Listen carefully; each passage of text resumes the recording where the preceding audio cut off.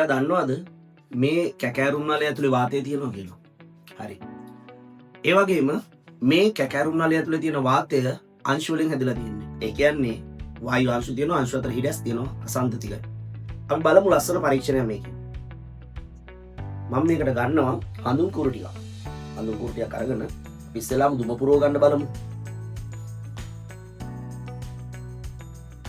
යකොන්දට දැල්ලටකන් ඉන්න.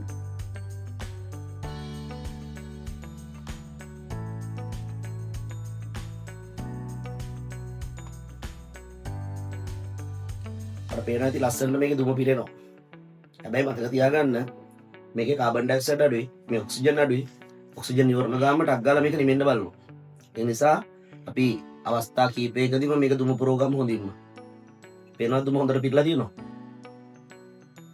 දෙන අවස්ථාව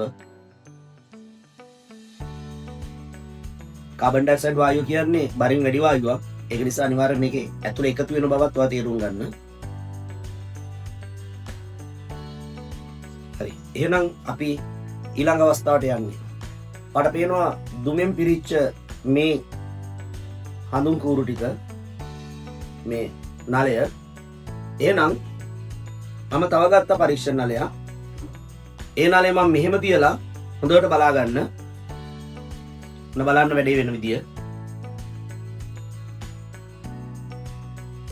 පේනවද ලස්සනට උඩ නලයේ දිවිච්ච දුම පහලට එන විදිය? දැන් පහලට පිරලා තියෙන්නේ. නැවත වරයක් ඔන්න පහලට අනිත් පැත්තට ඇරෙව්වා. දුම පහලට පිරෙනවා. මට පේනවද මේ නල දෙකේම ඇතුලේ තියෙන වායු පරිමාව ඔක්කොම එකයි. වාතය කියන්නේ අසන්තතික ස්වභාවයෙන් තියෙන්නේ. අඩංගු භාජනයේ මුළු පරිමාව ලබා ගන්නවා.